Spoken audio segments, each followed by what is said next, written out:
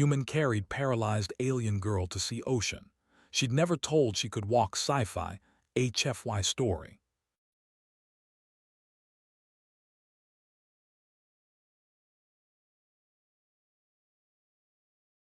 The first time Evan Hale carried the alien girl, he thought she weighed less than a box of tools.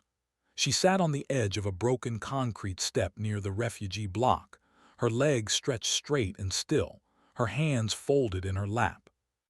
Her skin was pale blue, not bright, more like the color of the sky just before rain. Her eyes were large and dark, always watching, always quiet. Evan worked at the outer docks, loading cargo ships that came and went from the colony. It was hard work, long hours, low pay, and no praise. Most people kept their heads down and their mouths shut. Refugees were everywhere now, aliens from wars humans only heard about in short news clips. Most colonists ignored them. Some hated them. Evan did neither. He simply noticed them. The girl's name was Lyra. At least, that was the name her guardian used. Evan had never heard her speak at first. She only looked at the ground when adults talked to her. The guardian, an old alien medic named Taryn, said the girl could not walk. Gravity damage, he explained. Too much strain for a body not made for this world. That day, Evan had finished his shift early. He was tired, his back sore, his hands dirty with grease. As he passed the refugee block, he heard crying. Not loud, not dramatic. Just soft, steady sound like someone trying not to be heard. He followed the sound and saw Lyra sitting alone. Taryn was not there. Other refugees walked past without stopping. Evan stood there longer than he planned. Finally, he asked a simple question. "What's wrong?" Lyra lifted her head. Her eyes met his for a moment.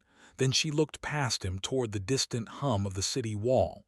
"I want to see the water," she said. Her voice was thin, like it had not been used much.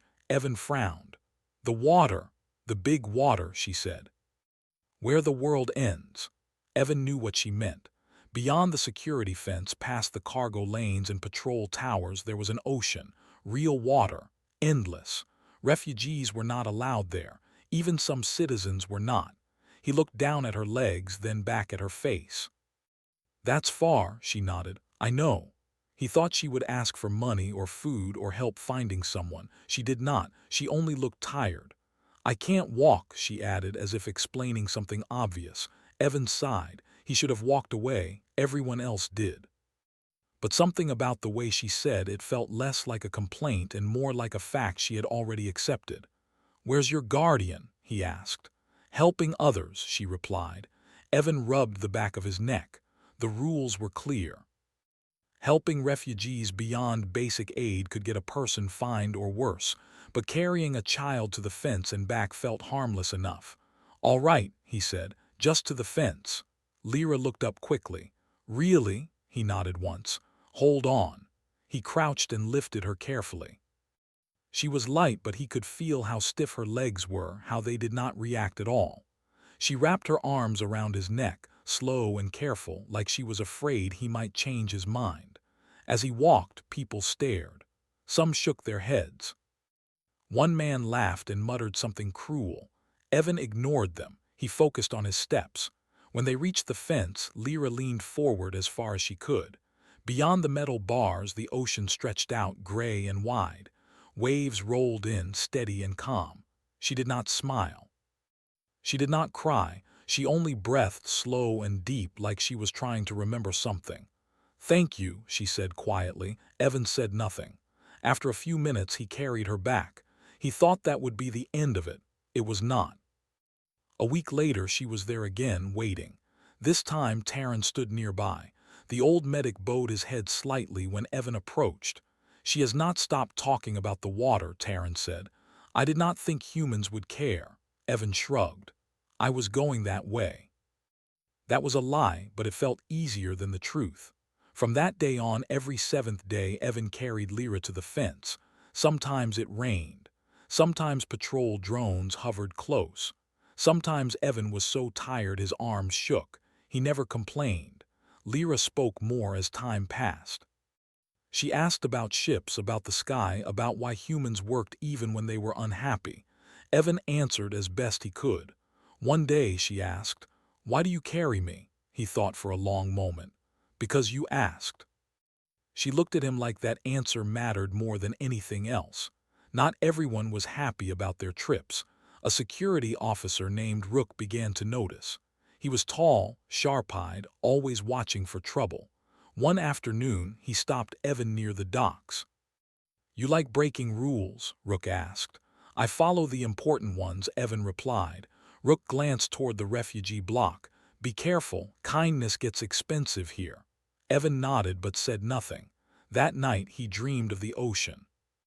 In the dream, he was the one being carried, unable to move, trusting someone he did not know. On the next visit, as Evan turned away from the water, Lyra spoke again. "If I reach the ocean one day," she said, "will it remember me?" Evan did not know how to answer. He only held her a little tighter as he walked back, unaware that this simple question would change everything that followed. The seventh day came again, but this time the refugee block was quieter than usual. Too quiet. Evan noticed it the moment he stepped off the transport rail. Fewer voices, fewer cooking fires, fewer children running between the broken buildings. Doors that were usually open were now shut. Lyra waited in the same place, sitting on the low concrete edge. Her hands rested on her knees. She was not crying today. She was watching the sky. "You're early," she said when she saw Evan. He shrugged. "Finished work fast." That was true. The docks had been tense all week. Ships were delayed, cargo was checked twice. Security officers walked in pairs instead of alone. Something was happening and no one wanted to explain it. "Where is Taryn?" Evan asked as he crouched. Lyra looked away. "Helping again." Evan nodded, but a small worry settled in his chest. Taryn usually stayed close on water days. The old medic trusted Evan, but he never stopped worrying. Evan lifted Lyra into his arms. She felt the same as always, light but solid, her arms careful around his shoulders. As he started walking, he noticed something different. Her grip was firmer, not heavy, just sure. "You holding on tighter today?" he asked. She did not answer right away. "I don't want to fall," she said at last. They moved through the narrow paths between buildings. People watched from doorways. Some faces showed fear. Others showed hope. A few showed anger. Near the outer street, a woman stepped into Evan's path. She was human, thin, with tired eyes and grease on her hands. "Are you the one?" she asked. Evan stopped. "The one what?" "The one who helps," she said. "They say you take a child to the water." Evan shifted Lyra slightly. "Just once a week." The woman laughed softly. "That's more than most." She stepped aside. "Be careful, they took 3 last night." "Took who?" Evan asked. "Anyone without papers," she replied. "Aliens mostly, some humans too." Before Evan could respond, she disappeared into the crowd. Evan's steps slowed. "Lyra," he said. "Has anything strange been happening?" She was quiet for a long moment. Then she said, "People leave and do not come back." "That's not new," Evan said, though he did not believe it. "They leave at night," Lyra added. "The sky makes a loud sound when it happens." Evan felt his jaw tighten. He kept walking. At the fence, patrol drones hovered closer than before. Their lights scanned back and forth. Evan kept his face calm and his movements slow. Lyra leaned forward, watching the ocean. The waves were stronger today, crashing louder against the shore. The wind carried salt and cold. "Does it ever stop moving?" she asked. "No," Evan said. "That's why people like it." She nodded as if she understood something important. They did not stay long. As Evan turned to leave, a drone dipped low, its light flashing yellow. A warning. "Time to go," Evan muttered. On the way back, Lyra spoke again. "If they make us leave," she asked, "will you forget me?" Evan stopped walking. "Who said anything about leaving?" he asked. She looked at his face, searching. "Everyone leaves," she said. "Eventually." Evan swallowed. "Not everyone." That night, Evan could not sleep. The woman's words echoed in his mind. "They took 3 last night." He turned on the small wall screen in his room. The news spoke of security upgrades and public safety, nothing about refugees. The next day at the docks, Rook appeared again. He watched Evan work for a long time before speaking. "You've been busy," Rook said. Evan kept loading crates. "That's my job." Rook stepped closer. "Helping refugees is not." Evan finally looked at him. "I'm not hurting anyone." Rook's expression did not change. "Intent doesn't matter, orders do." "What orders?" Evan asked. Rook leaned in slightly. "There's a list, names, locations. When the transports come, those people disappear. You should stay off that list." Evan felt a chill. "Is there a child on it?" Rook's eyes flicked away for half a second. It was enough. Evan did not wait for permission. He left work early and went straight to the refugee block. Night was falling, lights flickered, voices were hushed. Taryn was there this time, packing small medical tools into a worn bag. His hands shook. "They are coming," Taryn said without looking up. "Soon." "Then we leave," Evan said. "All of you." Taryn finally looked at him. "Off-world transport costs more than lives here." "I can get you to the docks," Evan said. "I know people." Lyra listened quietly. "No," she said. Evan turned to her. "No, I have to see the ocean again," she said. "The real one." "You've seen it," Evan replied. She shook her head. "Not enough." Taryn's face grew pale. "Lyra, now is not the time." "It is the only time," she said. Outside, engines roared, transport vehicles. Evan made a choice before fear could stop him. "Tomorrow," he said, "we go beyond the fence, all the way." Taryn stared at him. "That is forbidden." "So is taking children in the night," Evan replied. Lyra looked at Evan with wide eyes. "You would do that?" He nodded once. "Yes." That night the sky flashed with moving lights. Someone screamed. Someone prayed. Evan stayed awake, listening, waiting. When morning came, the refugee block was emptier. Lyra was still there. Evan lifted her into his arms, feeling her hold on tighter than ever. As they walked toward a future neither of them fully understood, a patrol drone turned in their direction, its light burning bright. Evan did not stop.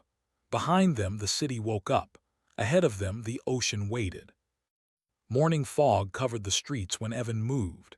He did not take the transport rail. He walked through service paths and loading lanes, places without cameras if you knew where to look. Lyra rested against his chest, quiet, her face turned toward the gray sky. "Are we going to the fence again?" she asked. "No," Evan said. "Further." She did not ask more. They reached the docks just as cargo crews were changing shifts. Noise filled the air. Engines hummed. Cranes moved like slow giants. Evan kept his head down and his steps steady. He carried Lyra past stacks of containers toward an old ground vehicle parked behind a rusted wall. "What is this?" Lyra asked. "A bad idea," Evan replied. He set her carefully into the passenger seat. He strapped her in, tightening the belts more than needed. His hands shook, but he forced them steady. "Trust me," he said. "I do," she replied without hesitation. That made his chest ache.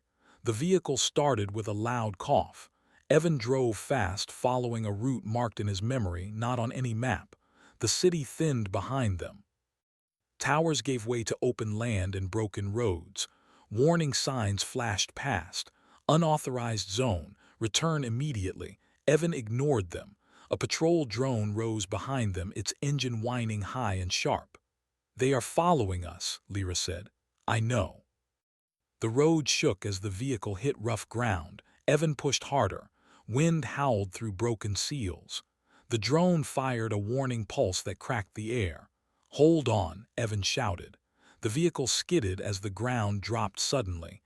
Evan turned too late. The world spun, metal screamed, and then everything stopped. Silence followed, broken only by Evan's breath and the distant crash of waves. Pain burned through his side. He tried to move and gasped. "Evan," Lyra said. Her voice was steady. "You are bleeding." "I'm fine," he lied. Smoke rose from the vehicle. The drone circled above, its light searching. Evan forced the door open and fell to one knee. The ocean lay ahead, wide and endless, closer than ever before. He crawled to Lyra and unfastened her belts. "I'll carry you," he said. You cannot, she replied. I will, he insisted. He lifted her, ignoring the pain that nearly made him black out. Each step felt heavier than the last. Sand shifted under his boots. Sirens echoed behind them. They were almost there when Evan's strength failed. His legs gave way. He fell forward, shielding Lyra with his body. I'm sorry, he whispered. Something moved. Evan felt Lyra slip from his arms. No, he said weakly. She stood. Her legs trembled, thin and shaking, but they held her weight. She took one step, then another. Her feet sank into the sand, real and solid. Evan stared, unable to speak. Lyra walked toward the ocean. Tears ran down her face as waves touched her feet. She laughed softly, a sound full of wonder and pain. Behind them, soldiers arrived, weapons raised. Lyra turned back to Evan. Please, she said. Do not be angry. Evan shook his head slowly. You can walk. Yes, she said. I always could. The soldiers shouted orders. One moved forward. Lyra stepped between Evan and the weapons. He carried me, she said. That was the truth. The ocean roared behind her as the world held its breath. The soldiers moved fast.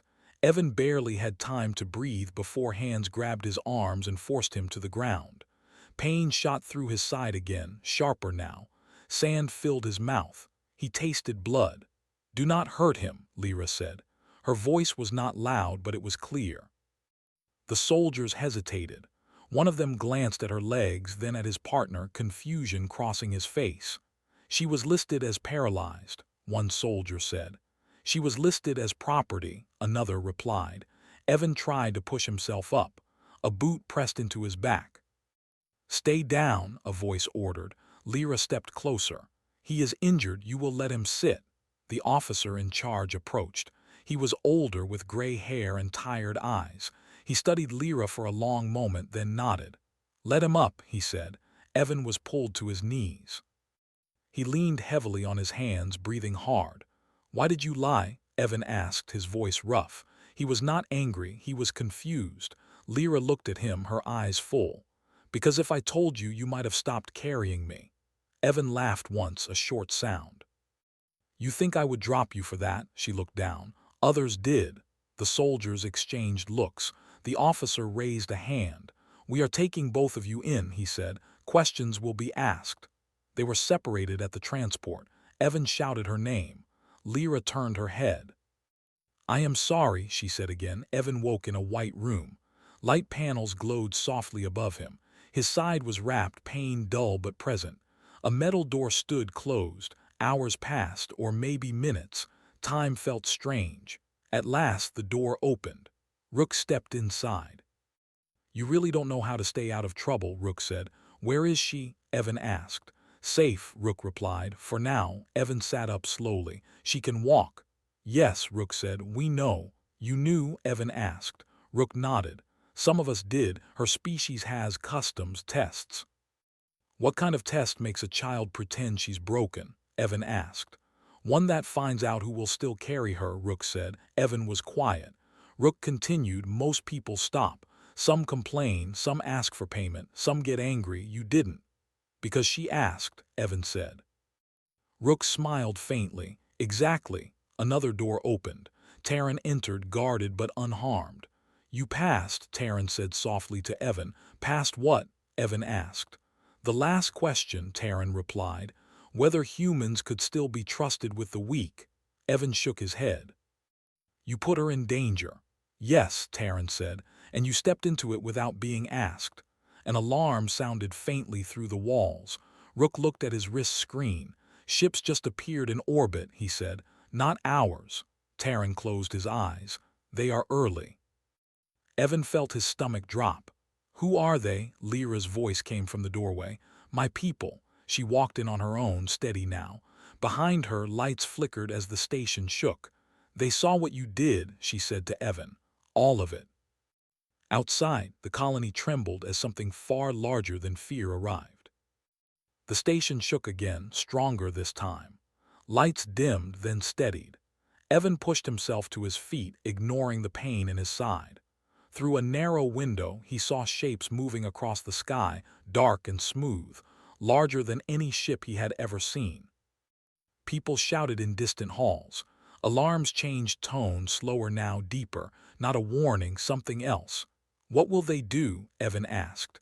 Lyra stood beside him, calm in a way that felt unreal. "They will listen," she said. "Before they would not have." Rook swore under his breath and tapped his wrist screen. "All weapons are powering down," he said. "That's not us." The door slid open without command. A low hum filled the room. A voice spoke, not loud, not soft, but everywhere at once. Human Evan Hale stepped forward. Evan froze.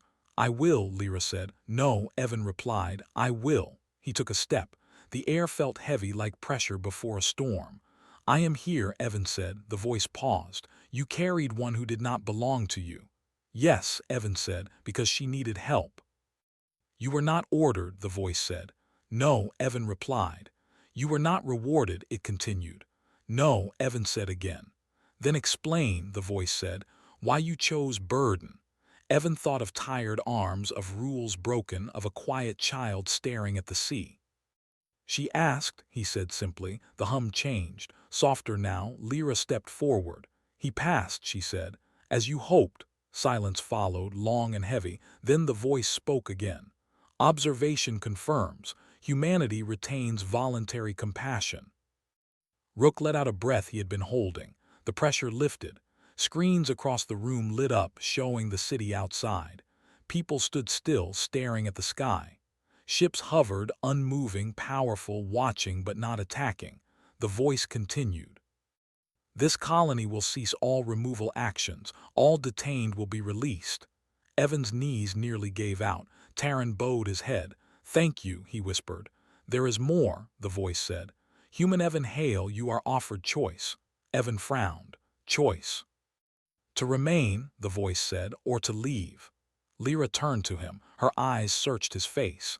"If you leave," the voice continued, "you will help rebuild what was broken. Your kind will be welcomed not as rulers but as carriers." Evan looked at the floor, at his hands. Hands that had lifted crates, tools, and a child who trusted him. "What happens if I stay?" he asked. "You return to work," the voice replied. "To silence, to forgetting."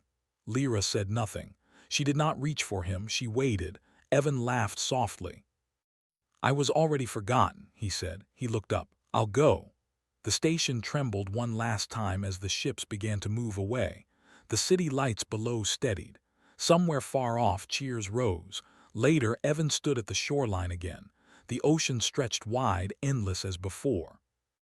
Lyra stood beside him, her feet firm in the sand. "It remembers you," Evan said. She smiled. "And now it knows you." They walked forward together, not carrying, not following, but choosing the same direction as the waves rolled in to meet them.